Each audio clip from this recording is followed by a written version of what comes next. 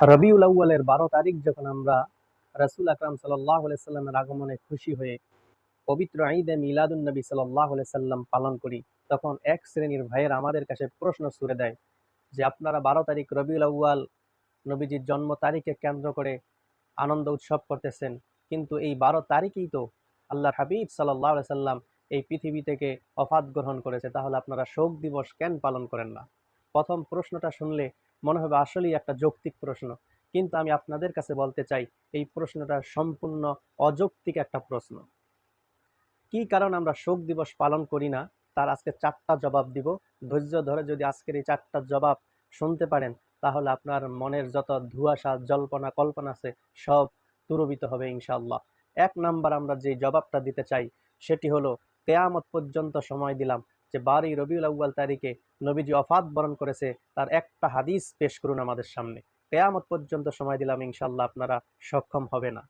কারণ ওমদাদুল কারিতে আল্লামা বদরুদ্দিন আইনি, ফাতহুল বারিতে ইবনে হাজার আসকালানি রহিমাহুল্লাহ সহ জগৎ বিখ্যাত মুহাদ্দিসিন একরাম তারা সকলেই একমত যে 12 রবিউল আউয়াল তারিখে নবীজি ওফাত বরণ করেছেন, এই মর্মে কোনো হাদিস নেই। যদিও থাকে সেখানে ত্রুটি বিচ্যুতি রয়েছে। তার পাশাপাশি 11 রবিউল আউয়াল তারিখে নবীজি ওফাত বরণ করেছে সেই বর্ণনা পাওয়া যায়। এরকম প্রায় 12-13টা মতামত নবীজি যে ইন্তেকাল করেছেন সেই সম্পর্কে পাওয়া যায়। বিভিন্ন জন বিভিন্ন তারিখ উল্লেখ করেছেন। যারা আজকে ঢালাওভাবে বলে বেড়াচ্ছেন 12 রবিউল আউয়াল তারিখে নবীজি ইন্তেকাল করেছেন, আপনারা আপনাদের যোগ্যতা থাকলে সেই দলিলখানা আমাদের সামনে পেশ করুন। সকল ঐতিহাসিকগণ একমত, বিভিন্ন মতামত রয়েছে নবীজির ইন্তেকালের ব্যাপারে। বর্তমান যুগের আপনাদের একজন মান্যবরের কিতাব থেকে আমি এই বিষয়টাকে স্পষ্ট করে দিতে চাই, যার নাম আপনারা সকলে শুনেছেন। তিনি যেমন আহলে হাদিসের কাছে প্রিয়, পাশাপাশি যারা হানাফি রয়েছেন তাদের কাছে প্রিয় একজন ব্যক্তিত্ব। তিনি হলেন ডক্টর আব্দুল্লাহ জাহাঙ্গীর স্যার। তিনি সকলের কাছেই প্রিয়। তার একটি কিতাব আমার হাতে দেখতে পাচ্ছেন, সেটি হলো ইসলামী আকিদা, কোরআন সুন্নাহের আলোকে ইসলামী আকিদা। এই বইয়ের 141 পৃষ্ঠার মধ্যে ডক্টর আব্দুল্লাহ জাহাঙ্গীর স্পষ্টভাবে তিনিও স্বীকার করেছেন যে রসুল আকরাম সাল্লাল্লাহু আলাইহি সাল্লামের ওফাত দিবস 12 তারিখ, এটা নিয়ে মতভেদ রয়েছে। এটা স্বীকৃত ব্যাপার নয়, এটা নিয়ে মতভেদ রয়েছে। অনেকেই ভাবতেছেন তার কথা কি কারণে আনলাম, তার বই কি কারণে আপনাদেরকে দেখাইতেছি। কারণ অনেক ভাইয়েরা রয়েছেন যারা বিভিন্ন সময় আমাদের ইনবক্সে এই আব্দুল্লাহ জাহাঙ্গীরের মতামত কিংবা তার কথা আমাদের কাছে সাবমিট করেন যে দেখো আব্দুল্লাহ জাহাঙ্গীর বলেছেন মিলাদুন্নবী বেদাত, শবে বরাত বেদাত, নামাজের পরে হাত উত্তোলন করে মোনাজাত করা বেদাত। তার কথাটাকে বর্তমান যুগে ইবনে হাজার আসকালানি, বদরুদ্দিন আইনি তাদের চাইতে বেশি অনেকে মান্য করে এই আব্দুল্লাহ জাহাঙ্গীর স্যারকে। এই কারণে তার কিতাব থেকে আমি আপনাদেরকে দেখাবো যে নবীজির ওফাতের ব্যাপারে আব্দুল্লাহ জাহাঙ্গীর তার কিতাবের মধ্যে কি বলেছেন। কোরআন সুন্নাহর আলোকে ইসলামী আকিদা এই বইয়ের 141 পৃষ্ঠায় তিনি লিখতেছেন, তার ওফাতের তারিখ সম্পর্কেও অনুরূপ মতভেদ রয়েছে। বিভিন্ন সহিহ হাদিস থেকে জানা যায় যে রাসূল আকরাম সাল্লাল্লাহু আলাইহি সাল্লাম সোমবার ইন্তেকাল করেন, কিন্তু এই সোমবারটি কোন মাসের কোন তারিখ ছিল তা কোনো হাদিসে বলা হয়নি। সাহাবী আব্দুল্লাহ ইবনে মাসউদ রাদিয়াল্লাহু তাআলা আনহুমা থেকে বর্ণিত হয়েছে যে রমাদান মাসের 11 তারিখ ইন্তেকাল করেছেন। অর্থাৎ এই আব্দুল্লাহ ইবনে মাসউদ রাদিয়াল্লাহু তাআলা আনহুমা তিনি একটা রিওয়ায়াত করেছেন যে রমজানের 11 তারিখ ইন্তেকাল করেছেন। তাহলে আপনারা কোন দৃষ্টিতে বলতে চান যে রাসূল আকরাম সাল্লাল্লাহু আলাইহি সাল্লাম রবিউল আউয়ালের 12 তারিখ ইন্তেকাল করেন? শুধু তাই নয়, এই একক বর্ণনাটি ছাড়া মুসলিম উম্মাহের সকল ঐতিহাসিক ও মুহাদ্দিস একমত যে রাসূলুল্লাহ সাল্লাল্লাহু আলাইহি সাল্লাম রবিউল আউয়াল মাসে ইন্তেকাল করেন, কিন্তু কোন তারিখে তিনি ইন্তেকাল করেছেন তা নিয়ে মতভেদ রয়েছে। আব্দুল্লাহ জাহাঙ্গীর স্যার স্পষ্ট তার কিতাবের মধ্যে এটা স্বীকার করেছে যে রাসূলুল্লাহর ওফাত নিয়ে মতভেদ রয়েছে, কোন তারিখে ইন্তেকাল করেছেন। ঢালাওভাবে 12 তারিখ 12 রবিউল আউয়াল রাসূলুল্লাহর ইন্তেকাল দিবস এটা বলার সুযোগ নাই। এটা হলো আমাদের 1 নম্বর জবাব। আপনারা যারা শুনতেছেন তারা যদি আমার এই দলিলের বিরোধিতা করেন, তাহলে অবশ্যই 1 নাম্বার দলিলের জবাব আগে দিবেন, তারপরে 2 নাম্বার দলিলের দিকে অগ্রসর হবেন ইনশাআল্লাহ। আমরা 2 নাম্বারে যেই দলিলটা দিতে চাই, যেই জবাবটা দিতে চাই যে আমরা কি কারণে 12 রবিউল আউয়াল শোক দিবস পালন করি না, তার 2 নাম্বার জবাব হলো সহিহুল বুখারীর 1280 নাম্বার হাদিসের মধ্যে একজন মানুষ ইন্তেকালের পরে কতদিন তার শোক দিবস পালন করা যাবে সেই সম্পর্কে রাসূল আকরাম সাল্লাল্লাহু আলাইহি সাল্লাম বলেছেন, লা ইয়াহিল্লু লিইমরাতিন, কোন নারীর জন্য, কোন মহিলার জন্য উচিত নয়, যিনি কিনা তুমিনু বিল্লাহি ওয়াল ইয়াউমিল আখিরি, যিনি আল্লাহর প্রতি ঈমান আনে এবং পরকাল দিবসের প্রতি ঈমান রাখে, তার জন্য উচিত হবে না যে কোনো মাইয়্যিতের উপরে শোক পালন করা ফাওকা সালাসিন, 3 দিনের বেশি। 3 দিনের বেশি কোনো ইসলামী শোক দিবস নাই। ইল্লা, তবে আলা জাওজিন, তার স্বামীর ব্যাপারে 3 দিনের বেশি সে শোক পালন করতে পারবে। একজন স্ত্রীর যখন স্বামী মারা যাবে তখন 4 মাস 10 দিন সে শোক দিবস পালন করবে। আর সাধারণ যারা মুসলমান রয়েছে, এক মুসলমান আরেক মুসলমানের জন্য মাত্র 3টা দিবস শোক পালন করবে। এর বেশি শোক পালন ইসলামে জায়েজ নাই, নাই, নাই। তাহলে আমরা যদি রাসূলুল্লাহর ওফাত 12 তারিখে হয়েছে এটা ধরেও নেই, যদিও দলিল প্রমাণের আলোকে 12 তারিখ ওফাত হয় নাই, কিন্তু যদি ধরেও নেই, তাহলে তিনি তো চলে গেছেন আরো শতে শতে বছর আগে, তিনি আমাদের থেকে চলে গেছেন। তো তাহলে তার শোক দিবস আমরা কি কারণে পালন করব?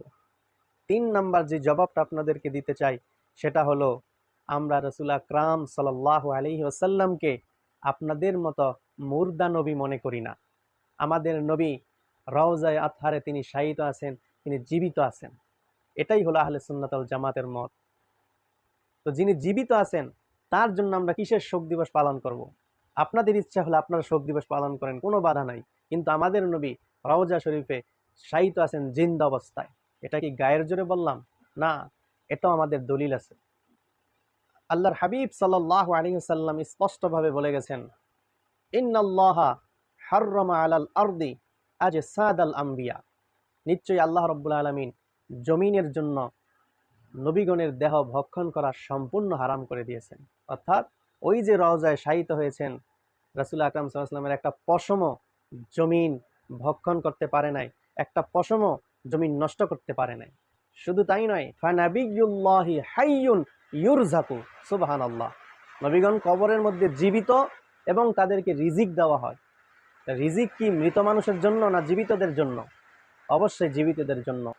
নবী এবং রাসূলরা যে তাদের স্ব স্ব রওজায় জীবিত, এর অসংখ্য দলিল আমাদের কাছে বিদ্যমান। সুনানে নাসাই শরীফের হাদিস 1282 নম্বর হাদিস, স্পষ্ট বর্ণনা, ইন্না লিল্লাহি মালাইকাতান সাইয়্যাহিনা ফিল আরদ ইউবাল্লিগুনি মিন উম্মতি আসসালাম। আল্লাহর হাবিব বলেছেন, ইন্না লিল্লাহি মালাইকাতান সাইয়্যাহিনা ফিল আরদ, এই জমিনের মধ্যে অনেক ফেরেশতা আল্লাহ তাআলা সৃষ্টি করে রেখেছেন। তাদের শুধু একটা মাত্র দায়িত্ব, একটা মাত্র কাজ, সেটা হলো পৃথিবীর যেই কোনো প্রান্তে আমার উম্মত যদি আমাকে সালাম দেয়, সেই সালামটা সঙ্গে সঙ্গে সেই ফেরেশতারা আমার রওজায় এনে পৌঁছায় দেয়। সুবহানাল্লাহ। রাসূল যদি মৃত হয়, তার কাছে কি কারণে সালাম নিয়ে হাজির হবে? আল আম্বিয়াউ আহইয়াউন ফি কুবুরিহিম ইউসাল্লুন, নবী এবং রাসূলরা তাদের স্ব স্ব কবরের মধ্যে সালাত আদায় করে। তো সালাত আদায় করা কি মৃত মানুষের কাজ নাকি জীবিত মানুষের কাজ? শুধু তাই নয়, আল্লাহর নবী সাল্লাল্লাহু আলাইহি ওয়াসাল্লাম বলেছেন, মান সাল্লা আলাইয়া ইনদা কবরি, কোনো ব্যক্তি যদি আমার এই রওজার পাশে এসে আমাকে সালাম দেয়, সামিআতুহু, আমি ওই সালামটা আমার এই নিজ কানে শুনতে পাই। আমাদের আকীদা, আমাদের বিশ্বাস হলো নবীজি তার রওজা শরীফে জিন্দা, জীবিত। তো সুতরাং একজন জীবিত মানুষের জন্য আমরা কখনো শোক করতে পারি না, এই কারণে আমরা শোক পালন করি না।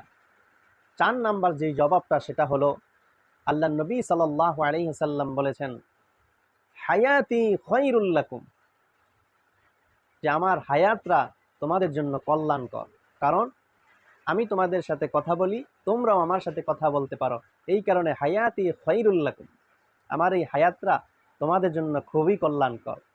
এরপরে রাসূল আকরাম সাল্লাল্লাহু আলাইহি ওয়াসাল্লাম তিনি বলেছেন, ওয়াফাতি খায়রুল লাকুম, আমার অফাত যে হয়ে যাবে সেই অফাতটাও তোমাদের জন্য কল্যাণকর। এখন প্রশ্ন জাগে যে নবীজি অফাত হলে আমাদের জন্য সেটা কল্যাণকর হয় কিভাবে?